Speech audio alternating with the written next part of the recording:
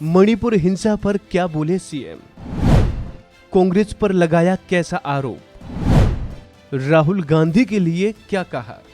पिछले कई दिनों से मणिपुर में हुई जातीय हिंसा के बाद अब राजनीतिक लड़ाई शुरू हो गई है, जिसको लेकर राज्य सरकार और कांग्रेस आमने सामने है। दरअसल हाल ही में राहुल गांधी असम दौरे पर गए थे, जहां उन्होंने पीड़ित लोगों से मुलाकात कर सांत्वना दी थी। हालांकि उनके काफिले को रोके जाने पर काफी बवाल भी हुआ था।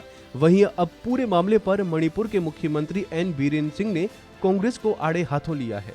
मुख्यमंत्री बीरेन सिंह ने कहा कि किसी नेता के आने पर हम रोक नहीं लगा सकते हैं, लेकिन 40 दिन हो चुके हैं, वो पहले क्यों नहीं आए।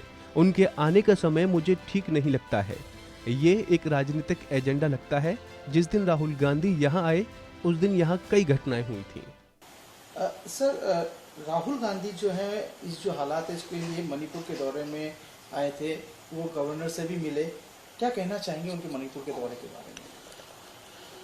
देखिए, किसी स्टेट में और किसी जगह में जो घटना ये कुछ क्राइसिस हुआ है और किसी नेता का और कोई किसी आदमी का आना, और इसमें हम लोग रोक नहीं लगा सकते। लेकिन इसी टाइम में टाइमिंग जो है 40 दिन हो गया,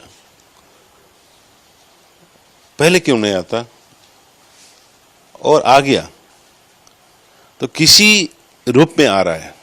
मेरे को ये सवाल था, कांग्रेस का नेता तो है ही है, लेकिन किसी रूप में आ रहा है, किसी रूप में आ रहा है। और गवर्नमेंट को, मेरे को ये गवर्नमेंट का हमसे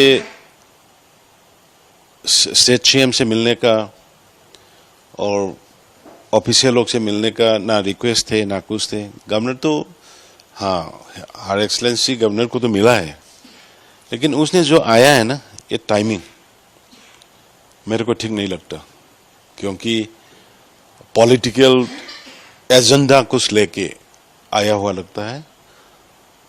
उस दिन वो आया,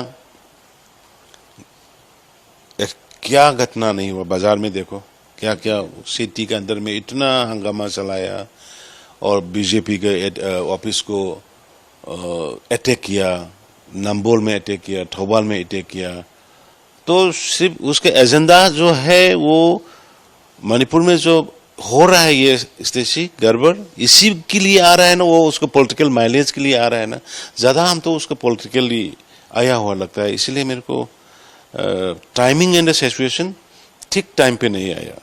इतना ही नहीं, उन्होंने इस हिंसा के लिए कांग्रेस को जिम्मेदार ठहराते हुए कहा कि हमें जो विषाक्त फल खाना पड़ रहा है उसका बीज विपक्षी पार्टी ने ही बोया था।